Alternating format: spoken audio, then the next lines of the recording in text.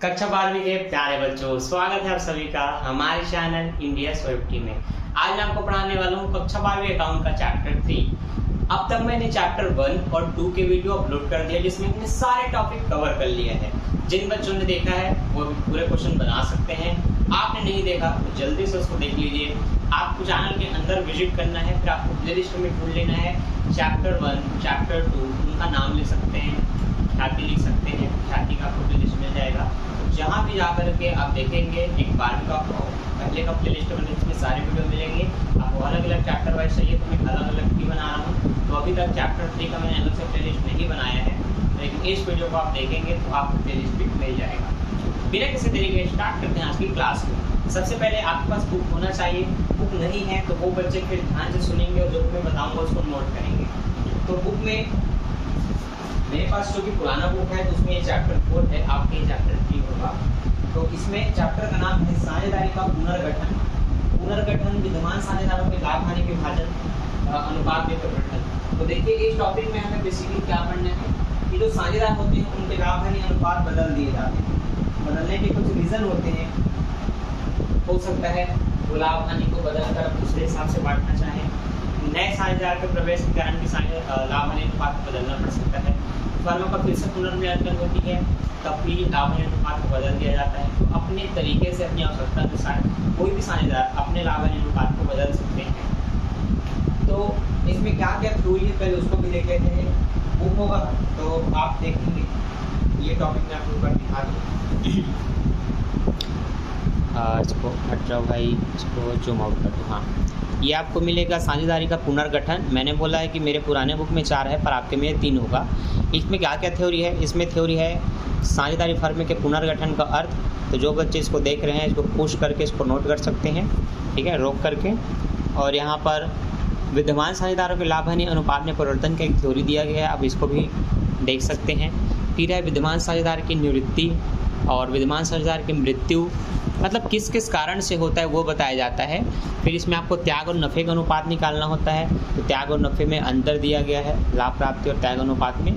तो ये कुछ थ्योरी होने वाली है। फिर से आपका एग्जाम्पल मतलब प्रैक्टिकल क्वेश्चन शुरू है। तो कुछ थ्योरी में क्या क्या थ्योरी है उस पर थोड़ी सी चर्चा कर लेते हैं, क्योंकि आज हम प्रैक्टिकल क्वेश्चन बनाएंगे। तो देखो सबसे पहले तो साझेदारी फर्म के पुनर्गठन का अर्थ। साझेदारी फर्म के पुनर्गठन का अर्थ साझेदारी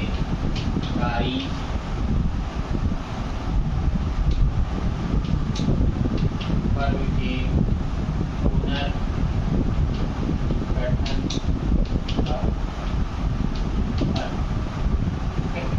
तो सबसे पहले अर्थ को समझेंगे क्या होता है। साझेदारी वैध व्यवसाय को संचालित करने तथा उसके लाभों को बांटने का 2 या 2 से अधिक व्यक्तियों के बीच एक अनुबंध या समझौता करते हैं। ऐसे अनुबंध या समझौते में परिवर्तन किया जाता है तो इसे साझेदारी फर्म का परिवर्तन या पुनर्गठन कहते हैं। तो जब भी 2 या 2 से अधिक व्यक्ति लाभ कमाने के उद्देश्य से कोई भी वैधानिक कार्य करने के लिए जब आपस में मिलते हैं तो उनका एक समझौता होता है, और इसी समझौते को आप अनुबंध और इनके इस अनुबंध को आप साझेदारी कहते हैं। और जब इस अनुबंध में कोई परिवर्तन मतलब समझौते में कोई बदलाव हो तो इसे ही हम कहते हैं साझेदारी फर्म का विलय। ठीक, ये तो पता चल गया। अब होता क्यों है इसको जान लेते हैं। तो होने के 5 कारण है। विद्यमान साझेदारों के लाभ हानि अनुपात में परिवर्तन होने पर, मतलब जो भी साझेदार है अगर वो लाभ हानि को बदलना चाहे, मान लेते हैं पहले सबने अलग अलग तरह से लाभ को बांटा है, पूंजी अलग अलग लगाई है, पर अभी वर्तमान में मानो किसी ने और एक्स्ट्रा पूंजी लगा दी, किसी ने नहीं लगाया, तो चाहते थे होंगे कि मैंने ज़्यादा पूंजी लगाई तो मुझे ज़्यादा लाभ मिले। तो ऐसे कई रीज़न क्रिएट हो सकते हैं व्यापार में, जिसके कारण उनको लाभ हानि अनुपात बदलना पड़ता है। तो पहला पॉइंट क्या है, वही कि विद्यमान साझेदारों के लाभ हानि अनुपात में परिवर्तन होने पर पुनर्गठन हो जाता है। दूसरा, नए साझेदार का फर्म में प्रवेश करने पर जब इन लोगों को लगेगा 2 या 2 से अधिक व्यक्ति जो साझेदार हैं कि हमें किसी नए व्यक्ति की आवश्यकता है, हमें नई बुद्धि की आवश्यकता है, एक अच्छे व्यवसायी की आवश्यकता है, या हमें पैसे की आवश्यकता है, तो इन कई कारणों से हम किसी भी व्यक्ति को साझेदार बना सकते हैं। किसी भी को नहीं, उनके लिए गोल होता है। आपने चैप्टर 1 में पढ़ा होगा कि साझेदार कौन बन सकते हैं। वही बन सकता है जिसकी 18 साल की आयु पूर्ण हो। और जो भारत का नागरिक हो और भारत का नागरिक नहीं भी है तो कम से कम 6 महीने यहाँ निवास कर चुका हो और उसको भारत की नागरिकता प्राप्त हो, तो उसे व्यवसाय का अनुभव होना चाहिए। ये तो फिर व्यवसाय के उच्च पदों तक पढ़ा लिखा होना चाहिए। मतलब कुल मिलाकर के अगर व्यवसाय में उसको शामिल करना है तो कुछ तो उससे प्रॉफिट हो, चाहे पैसा हो, पूंजी हो, संपत्ति हो, चाहे कोई ज्ञान हो, उनको हम बना सकते हैं पार्टनर। ठीक है, तो तब भी क्या होगा, लाभ अनुपात बदलेगा, क्योंकि हम पहले जैसे बांट रहे थे अब नए व्यक्ति को शामिल करेंगे तो फिर से परिवर्तन होता है सब में, तो इसलिए बदला जाता है। तीसरा पॉइंट है किसी साझेदार के अवकाश ग्रहण करने पर जब कोई साझेदार फर्म को छोड़ने चला जाता है तो उसके हिस्से को बाकी लोग अपने अपने हिस्से में मिला लेते हैं। एक नियम के तहत मिलाते हैं तो बराबर बांट लेते हैं। तो कुछ शर्तें हमें अभी चैप्टर में पढ़ लेते हैं, आने वाले 5वें चैप्टर। इसके बाद है साझेदारी की मृत्यु होने पर, तो जैसे कि कोई फर्म उनको छोड़ के चला गया तब भी उनके अनुपात को मतलब बाकी लोग बांट के अपना अनुपात बदल लेते हैं। मृत्यु होने पर भी जाने वाले के व्यक्ति का हिस्सा ही लोग अनुपात में लेते हैं, या तो फिर जो भी उसका हिस्सा उसको देने के बाद अपना अनुपात फिर से बदलते हैं कि हम इस अनुपात में बांटेंगे।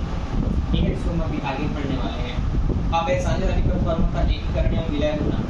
साझेदारी फर्म का एकीकरण या विलय होना मतलब जैसे कि दो अलग अलग कंपनी मिल जाती है, जैसे कि आइडिया और वोडाफोन मिलकर के वीआई बनाती है। जब ऐसी कोई दो कंपनी मिलते जा रही है जिनके अलग अलग साझेदार है, तो जब दोनों मिलेंगे तो मिलकर के फिर से काम करेंगे तो नए अनुपात बांटेंगे। तो कुछ रीजन होते हैं लाभ हानि को बांटने का। आई होप आपको मेरी आवाज़ क्लियर आ रही होगी, क्योंकि मैंने गर्मी के कारण पंखा शुरू कर लिया है, क्योंकि अगर मैं वो शुरू नहीं करता तो हो सकता है कि क्या हो सकता है, फ़ोन गर्म होकर के बीच में बंद हो जाएगी, रिकॉर्डिंग बिल्कुल बंद हो जाएगी। इसलिए मुझे 10-15 मिनट के अंदर समझाना होता है, इसलिए थोड़ा सा स्पीड लग रहा होगा, थोड़ा स्लो करके देखिएगा ध्यान में बच्चों। चलो अब हम आते हैं सबसे पहले एग्जाम्पल की ओर। अच्छा, त्याग अनुपात और नफे का अनुपात क्या होता है पहले इसको समझ लेते हैं। ठीक है, त्याग अनुपात नफे अनुपात क्या होता है। त्याग अनुपात के बारे में सुनो। जब वर्तमान साझेदार या पुराने साझेदार अन्य वर्तमान साझेदार या नए साझेदार के पक्ष में अपने पुराने अंश का कुल भाग समर्पण करते हैं तो समर्पण का भाग का अनुपात ही त्याग अनुपात कहलाता है। ठीक है, तो जो पुराने व्यक्ति हैं वो किसी आने वाले नए व्यक्ति को अपने हिस्से से कुछ भाग उनके हिस्से में समर्पित करते हैं ताकि लाभ हानि में उनको भी कुछ हिस्सा मिले। ये जो समर्पण किया गया है इस समर्पण को क्या बोलेंगे, त्याग। जितने अनुपात निकल जाएगा उस अनुपात को बोलेंगे त्याग अनुपात। ठीक है, लाभ प्राप्ति अनुपात। लाभ प्राप्ति अनुपात वह अनुपात है जिसमें वर्तमान साझेदार या शेष बचे हुए साझेदार किसी अन्य वर्तमान साझेदार या अवकाश ग्रहण करने वाले साझेदार के लाभ में से कुछ हिस्सा प्राप्त कर लेते हैं। जो साझेदार काम कर रहा है उसमें से एक छोड़ के चला गया है मृत्यु हुई, तो उसके हिस्से को अपने अनुपात में जो शामिल कर लेते हैं, उसके लाभ को शामिल कर लेते हैं, तो इसको बोलते हैं लाभ प्राप्ति अनुपात। और जब नए व्यक्ति को जाता है तो उसको देना पड़ता है, इसको बोलते हैं त्याग अनुपात। तो इन दोनों में बहुत सारे अंतर हैं, आपको इस अंतर को पढ़ लेना है।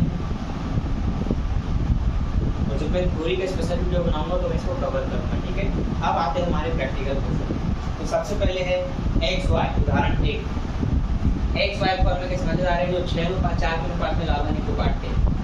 उन्होंने भविष्य में लाभ को समान अनुपात में बांटने का निश्चय किया। प्रत्येक साझेदार के त्याग और नफे का अनुपात ज्ञात कीजिए। ये प्रश्न कहता है। ठीक है, ध्यान दीजिए, इस क्वेश्चन में दो मुख्य बातें बताई गई। क्या?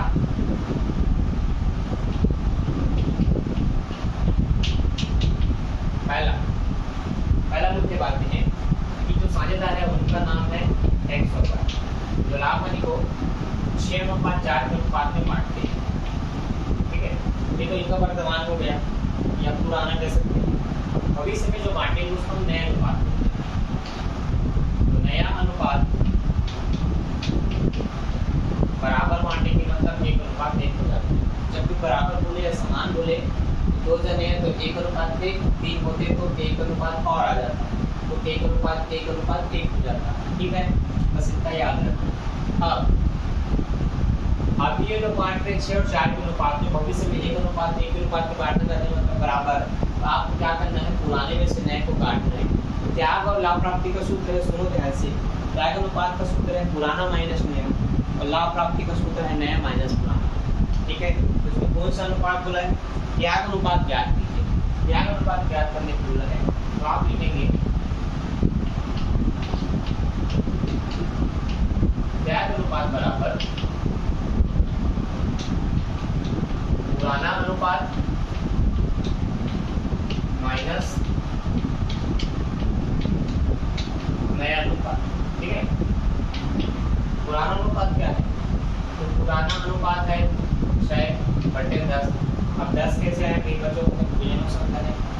x का निकाल रहे हैं बच्चों, इसका x का, तो x का हिस्सा है 6 और दोनों का जो योग होगा 6 और 4 10 होगा, तो बटे में 10 लिखना है, ऐसे बनाते हैं। और माइनस करना है x का नया हिस्सा 1 और यहाँ पर इन दोनों का योग 2 होगा, तो ये बटे 2। इसके बाद आपको हर समान करना आना चाहिए।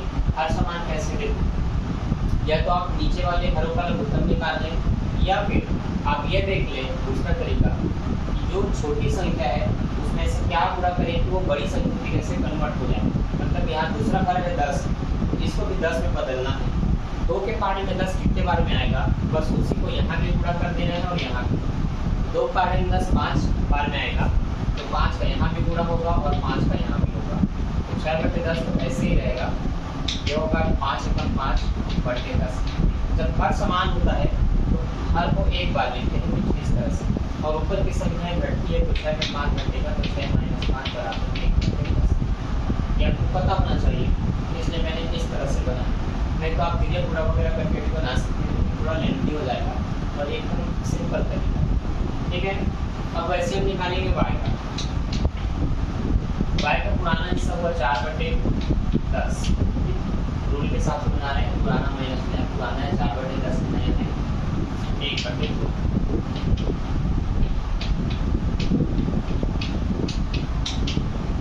दो को 10 में बदलना है, जैसे यहाँ पर हमने 2 को 10 में बदला, 5 का गुणा करके, तो 5 का यहाँ भी करेंगे, 2 नीचे रखूंगा, तो जिसका गुणा नीचे करते हैं उसी का गुणा ऊपर भी करते हैं।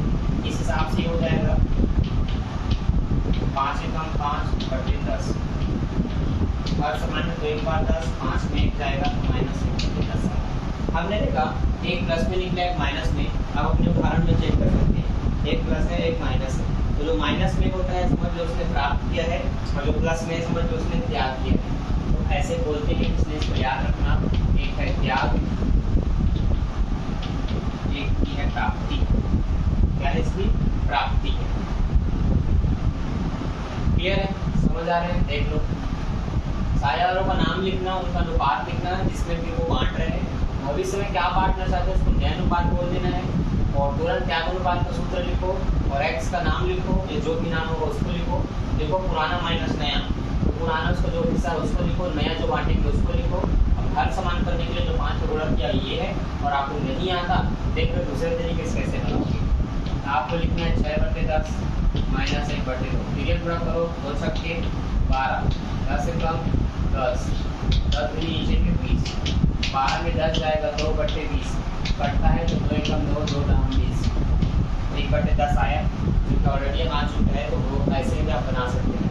जो भी मेथड आपको सरल लगे आप उसको अपनाइए। मुझे बस क्वेश्चन आपसे बना हुआ देखना है कि क्वेश्चन आपसे बनना चाहिए। अब जो भी मेथड आपको ठीक लगे वो आप अपना सकते हैं। ठीक है, चलिए, आई होप आप समझ गए होंगे। ये था सबसे पहला उदाहरण। अब जब आप इस तरह से क्वेश्चन को सॉल्व कर लेते हैं, ये कुछ लाइन लिखनी होती है, देख लीजिए। अब मैं पहले इसको अब इस पर फोकस मार देता हूँ।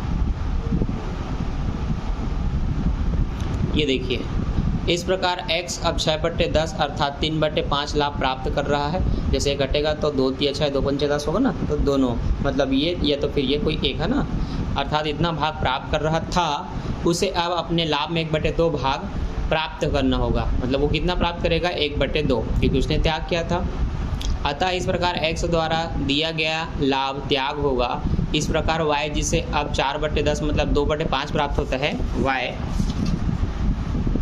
है ना, वो जो प्राप्त कर रहा था उसे अब नए लाभान्वयी अनुपात में 1/2 भाग प्राप्त होगा। इस प्रकार y को नए अनुपात में 1/10 भाग की प्राप्ति होगी। इस तरह यह देखा गया है कि त्याग अनुपात बराबर प्राप्ति अनुपात होता है। अतः x का 1/10 जो भाग त्याग होगा वो y के द्वारा प्राप्त किया जाएगा। ठीक है, y प्लस में है और x प्लस में है, y माइनस में है। इसका मतलब कि x देगा y को। क्लियर है? ऐसी कुछ लाइन आपको लिख लेनी होती है। बाकी आपने जो ये जो किया है ये इस पर मुख्य इम्पोर्टेंट होता है। इतना भी अगर आप बनाना सीख गए तो समझ लो आपके एग्जाम में आपको 3 नंबर मिल जाएंगे। थ्योरी समझ लिखने आएगा तो 4-5 नंबर के भी हो सकते हैं। ठीक है, तो अब इसके आधार पर आपको कुछ क्वेश्चन बना करके देखना है, बाकी डिटेल से वीडियो मिलेगी आपको इसके पार्ट 2 में, जिसके लिए आपको चैनल को अभी सब्सक्राइब कर लेना है और बेल नोटिफिकेशन ऑन कर लेना है ताकि आने वाले वीडियो की नोटिफिकेशन आपको टाइम पर मिल जाए। मैं मिलता हूँ नेक्स्ट वीडियो में। Bye, thanks for watching. मैंने बताया कि चैप्टर 1 2 मैंने प्लेलिस्ट बनाकर डाल दिए, उसको देख लेना और अच्छे से अकाउंट प्रैक्टिस कर लेना। बाय बच्चों।